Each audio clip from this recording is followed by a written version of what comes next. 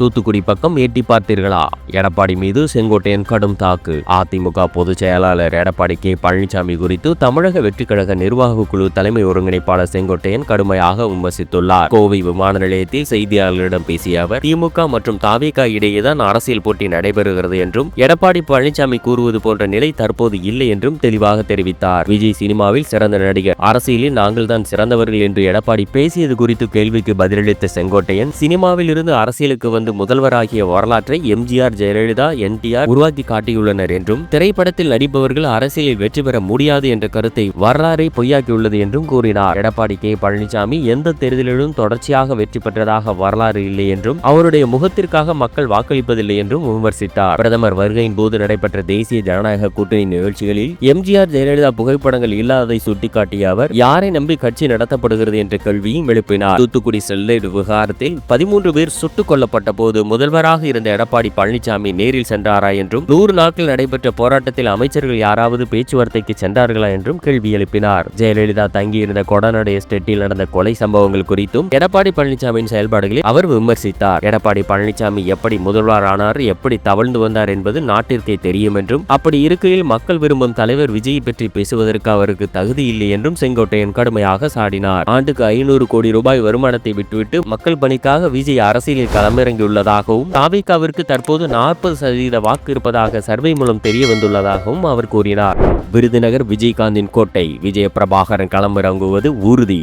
சிவகாசியில் நடைபெற்ற தேமுதிக பொதுக்கூட்டத்தில் அக்கட்சியின் பொதுச் செயலாளர் பிரேமலதா விஜயகாந்த் பேசிய உரை தமிழக அரசியலில் புதிய விவாதத்தை உருவாக்கியுள்ளது. விருதுநகர் மாவட்டம் விஜயகாந்தின் கோட்டை என்றும், வரும் தேர்தலில் விஜய பிரபாகரன் விருதுநகர் மாவட்டத்தில் உள்ள ஏதாவது ஒரு தொகுதியில் போட்டியிடுவது உறுதி என்றும் அவர் அதிரடியாக அறிவித்துள்ளார். மக்களவைத் தேர்தலில் விஜய பிரபாகரன் பெற்ற வெற்றி பறிக்கப்பட்டதாக கூறிய பிரேமலதா, இந்த முறை அவரது வெற்றி நிச்சயம் உறுதி செய்யப்படும் என்றும் தெரிவித்தார். சிவகாசி தொகுதி உள்ளிட்ட எந்த தொகுதி என்பது குறித்து பின்னர் முடிவு செய்யப்படும் என்றும் கூறினார். கடந்த எம்பி தேர்தலில் மிக குறைந்த வாக்கு வித்தியாசத்தில் வெற்றியை தவறவிட்ட விஜய பிரபாகரனுக்கு இந்த முறை எப்படியாவது வெற்றிக்கனியை பறித்து கொடுக்க வேண்டும் என்பதில் தேமுதிக உறுதியாக இருப்பது பிரேமலதாவின் பேச்சில் தெளிவாக வெளிப்பட்டது. தேமுதிக தொடங்கப்பட்ட காலத்திலிருந்தே தென் தமிழகத்தில், குறிப்பாக விருதுநகர் மற்றும் மதுரை மாவட்டங்களில் கட்சிக்கு ஒரு தனிப்பட்ட வாக்கு வங்கி இருந்து வருகிறது. மதுரை மண்ணை சேர்ந்தவராக இருந்தாலும் விஜயகாந்தின் பூர்வீக வேர்களும் அவர் மீது மக்களுக்கு இருந்த ஈர்ப்பும் விருதுநகர் மாவட்டத்தில் மிகவும் வலுவாக இருந்தது. அவரது கொடைத்தன்மையும் நேர்மையான அரசியல் அணுகுமுறையும் அவரை அடித்தட்டு மக்களிடையே கருப்பு எம்ஜிஆர் என்ற அடையாளத்தில் நிலைநிறுத்தியது. இந்த உணர்வு பூர்வமான பிணைப்பே இன்று அவரது மகன் விஜய பிரபாகரனுக்கு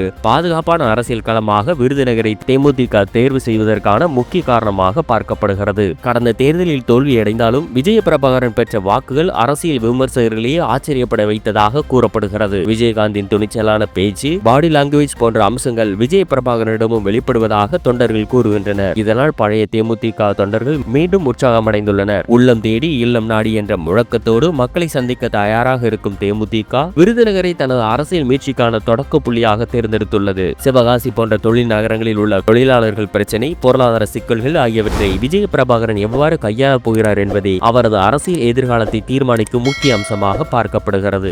வீட்டு லோன் எடுத்தவர்களுக்கு யோகம், இஎம்ஐ வட்டி குறையும். வீட்டுக்கடன் எடுத்தவர்களுக்கு மகிழ்ச்சியான செய்தி கிடைக்கும் வாய்ப்பு உருவாகியுள்ளது. இந்திய ரிசர்வ் வங்கி வரும் பிப்ரவரி 6ஆம் தேதி நடைபெறவுள்ள தனது பணவியல் கொள்கை ஆய்வு கூட்டத்தில் ரெப்போ வட்டி விகிதத்தை 0.25% குறைக்கலாம் என்று பேங்க் ஆஃப் அமெரிக்கா பொருளாதார நிபுணர்கள் கணித்துள்ளனர். இந்த வட்டி குறைப்பு தற்போதைய வட்டி குறைப்பு சுழற்சியின் கடைசி மாற்றமாக இருக்கலாம் என்றும் அவர்கள் தெரிவித்துள்ளனர். எதிர்காலத்தில் பணவீக்கம் கட்டுப்பாட்டுக்குள் இருக்கும் என்றும் பொருளாதார வளர்ச்சி சற்று மந்தமடையக்கூடும் என்ற எதிர்பார்ப்புகளே இந்த முடிவுக்கு காரணமாக இருக்கலாம் என கூறப்படுகிறது. ரெப்போ வட்டி விகிதம் 0.25% குறைக்கப்பட்டால் சராசரி வீட்டுக்கடன் வாங்கியவர்களுக்கு இஎம்ஐயில் குறிப்பிடத்தக்க நிவாரணம் கிடைக்கும். உதாரணமாக ரூபாய் 50 லட்சம் கடன் 20 ஆண்டுகள் காலம் 9% வட்டி என்ற நிலையில் மாத இஎம்ஐ சுமார் 44,986 உள்ளது. இதே வட்டி 8.75% குறைந்தால் மாத தவணை ரூபாய் 44,186 குறையும். இதனால் மாதத்திற்கு சுமார் ரூபாய் 800 சேமிப்பு கிடைக்கும். 20 ஆண்டுகள் முழுவதும் கணக்கிட்டால் வட்டி தொகையில் மட்டும் சுமார் 1.92 லட்சம் வரை சேமிப்பு ஏற்படும். மாத தவணை தொகையை குறைக்காமல் அதே தொகையை தொடர்ந்து செலுத்தினால் கடன் காலம் சுமார் 10 முதல் 12 மாதங்கள் வரை குறையும். முடியும். இதன் மூலம் 20 ஆண்டுகளுக்கு பதிலாக சுமார் 19 ஆண்டுகளில் கடன் முடியும். இந்த முறையில் வட்டி சேமிப்பு சுமார் 4.40 லட்சம் வரை இருக்கும் என கணிக்கப்படுகிறது. பொதுவாக வட்டி விகிதம் குறையும் போது பல வங்கிகள் தானாகவே கடன் காலத்தை குறைப்பதையே பின்பற்றுகின்றன. இஎம்ஐ தொகையை குறைக்க விரும்பினால் வாடிக்கையாளர்கள் தங்களின் வங்கியை அணுகி கோரிக்கை வைக்க வேண்டும். இதற்கிடையில் சந்தையில் பணப்புழக்கத்தை அதிகரிக்க ரிசர்வ் வங்கி ஏற்கனவே ரூபாய் 2 லட்சம் கோடிக்கும் அதிகமான நடவடிக்கைகளை அறிவித்துள்ளது. ரூபாயின் மதிப்பில் காணப்படும் ஏற்ற இறக்கங்கள் இந்த வட்டி குறைப்பு முடிவை பெரிய அளவில் பாதிக்காது என நிபுணர்கள் கூறுகின்றனர். பிப்ரவரி கூட்டத்தில் வட்டி குறைப்பு வழங்கப்பட்டால் அதுவே இந்த சுழற்சியின் கடைசி குறைப்பாக இருக்கலாம். ஒருவேளை வட்டி குறைக்கப்படாவிட்டாலும் எதிர்காலத்தில் குறைப்பதற்கான வாய்ப்புகளை ரிசர்வ் வங்கி திறந்தே வைத்திருக்கும். பணவீக்கம் கட்டுப்பாட்டில் இருக்கும் சூழலில் ஜிடிபி வளர்ச்சி கணிப்பை ரிசர்வ் வங்கி சற்று உயர்த்தவும் வாய்ப்பு இருப்பதாக கூறப்படுகிறது. பாமக ராமதாஸ் அணி யாருடன் கூட்டணி? ஜி.கே. மணி முக்கிய அப்டேட். சட்டசபை தேர்தலில் கூட்டணி அமைப்பது தொடர்பாக அனைத்து தரப்புகளுடனும் பேச்சுவார்த்தை நடத்தி வருவதாக ராமதாஸ் தரப்பு பாமக எம்எல்ஏ ஜி.கே. மணி தெரிவித்துள்ளார். கூட்டணி தொடர்பாக ராமதாஸ் இன்னும் இறுதி முடிவை எடுக்கவில்லை என்றும் தமிழ்நாட்டில் ராமதாஸ் தவிர்க்க முடியாத அரசியல் சக்தியாக இருப்பதாகவும் அவர் கூறியுள்ளார். பாமக நிறுவனர் ராமதாஸ் மற்றும் அன்புமணி இடையிலான மோதல் தொடர்ந்து வரும் நிலையில் சட்டசபை தேர்தலில் இருதரப்பும் தனித்தனியாக போட்டியிடும் நிலை உருவாகியுள்ளது. ஏற்கனவே அன்புமணி தரப்பு அதிமுக பாஜக கூட்டணியில் இணைந்துள்ளதால் ராமதாஸ் தரப்பு திமுகவுடன் கூட்டணி பேச்சுவார்த்தை நடத்தியதாக தகவல்கள் வெளியானது. ஆனால் திருமாவளவன் ஒப்புக்கொண்டால் மட்டுமே கூட்டணியில் இணைவோம் என்று திமுக தரப்பு தெளிவுபடுத்தியுள்ளதாக கூறப்படுகிறது. அதிமுக பக்கம் அன்புமணி சென்றுள்ளதால் தலித் மக்களின் ஆதரவு வாக்குகளை இழக்க திமுக தயாராக இல்லை என்பதால் ராமதாஸ் தரப்பு திமுக கூட்டணியில் இணைவது கடினம் என்ற நிலை உருவாகியுள்ளது. இதன் காரணமாக ராமதாஸ் தரப்பு பாமக தற்போது என்டிஏ கூட்டணியிலேயே தொடரலாமா அல்லது தாபிகவுடன் செல்லலாமா என ஆலோசித்து வருகிறது. இதற்கிடையே தைலாபுரத்தில் தங்கள் தரப்பில் தேர்தலில் போட்டியிட விருப்பம் தெரிவித்தவர்களிடம் ராமதாஸ் நேர்காணல் நடத்தி வருகிறார். இந்த நிலையில் செய்தியாளர்களிடம் பேசிய ஜி.கே. மணி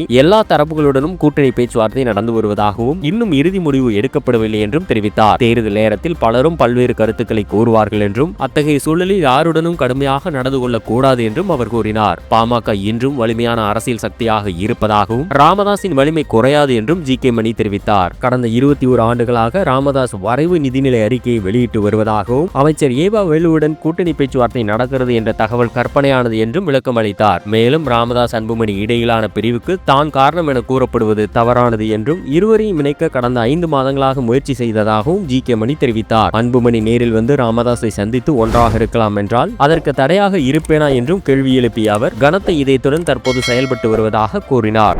பிப்ரவரி 8 தேர்தல் களத்தில் விஜய். வேலூரில் பிரம்மாண்ட பொதுக்கூட்டம். சட்டசபை தேர்தலுக்கு இன்னும் சில மாதங்களே உள்ள நிலையில் தாவேகா தலைவர் விஜய் தேர்தல் பிரச்சாரத்தை பிப்ரவரி 8 தொடங்க உள்ளார். இதற்காக வேலூர் அருகே அகரம்சேரியில் பிரம்மாண்ட பொதுக்கூட்டம் நடத்த ஏற்பாடுகள் தீவிரமாக நடைபெற்று வருகின்றன. அகரம்சேரியில் தேர்வு செய்யப்பட்ட பெரிய மைதானத்தில் காவல்துறை மேற்பார்வையில் 7 ஜேசிபி இயந்திரங்கள் மூலம் சமன்படுத்தும் பணிகள் நடைபெற்று வருகின்றன. தாவேகா தொடங்கப்பட்டு 3 ஆண்டுகள் நிறைவடைந்துள்ள நிலையில் பனையூரில் உள்ள தாவேகா தலைமை அலுவலகத்தில் 3வது ஆண்டு தொடக்க விழா நடைபெற உள்ளது. இதன் பிறகே விஜய் நேரடியாக தேர்தல் பிரச்சாரத்தில் களமிறங்க முடிவு செய்துள்ளார் என செய்திகள் தெரிவிக்கின்றன. இதுவரை கிறிஸ்துமஸ் விழா மற்றும் தாவேகா செயல்வீரர்கள் கூட்டத்தில் மட்டுமே பங்கேற்றிருந்த விஜய் பொதுமக்களை நேரில் சந்திப்பதை தவிர்த்து வந்தார். காங்கிரஸ், அமமுக உள்ளிட்ட கட்சிகள் தாவேகா கூட்டணியில் இணையாதது தேர்தல் செலவு தொடர்பாக நிர்வாகிகள் மத்தியில் ஏற்பட்ட தயக்கம் ஆகிய காரணங்களால் விரைவில் பிரச்சாரத்தை தொடங்க வேண்டும் என தாவேகா நிர்வாகிகள் வலியுறுத்தி வந்தனர். இந்த நிலையில் வேலூரில் நடைபெறும் இந்த பொதுக்கூட்டம் தாவேகா அரசியல் பயணத்தில் முக்கிய திருப்பமாக பார்க்கப்படுகிறது. ஏற்கனவே தேர்தல் பாதுகாப்பு குழு அமைக்கப்பட்டுள்ள நிலையில் தேர்தல் அறிக்கை தயாரிப்பு குழுவும் விரைவில் சுற்றுப்பயணத்தை தொடங்க உள்ளது. வேலூர் பொதுக்கூட்டத்திற்கு காவல்துறையிடம் அனுமதி கோரப்பட்டுள்ளதுடன் தொடர்ந்து ஒவ்வொரு வாரமும் ஒரு பொதுக்கூட்டத்தில் விஜய் பங்கேற்பார் என தகவல் வெளியாகி உள்ளன. சேலம் உள்ளிட்ட மாவட்டங்களிலும் விஜய் சுற்றுப்பயணம் மேற்கொள்ள திட்டமிட்டுள்ளதாக கூறப்படுகிறது.